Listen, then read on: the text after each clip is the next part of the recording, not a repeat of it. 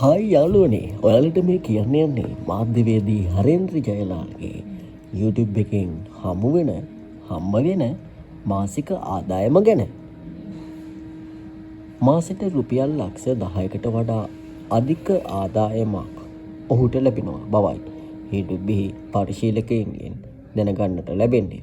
ඒ වගේමයි ඔහු ස්වර්ණවාහිනී ආයතනය තුලත් ප්‍රවෘත්ති නිවේදකයෙක් විදිහටත් කටයුතු කරපු දක්ෂ නිවේදකයෙක්. දැනට ඔහු සමාජ මාධ්‍යයේ කැපී පෙනෙන චරිතයක් ලෙස දක්නට ලැබෙනවා. ඔහු YouTube පරිශීලකයෙක් විදිහට මාසකට ඩොලර් 4000කට අධිකක් ලැබෙන බවයි YouTube අප කළ විමසීමකදී සඳහන් කළේ. ඒ අනුව ඔහුට YouTube එකෙන් මාසිකව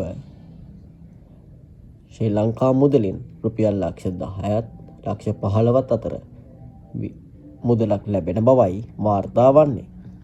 ඉතින් ඔබට මේ දක්නට ලැබෙන්නේ ඒ YouTube එකෙන් හම්බෙන ඩොලර් ගාන සහ ශ්‍රී ලංකා රුපියල් ගාන.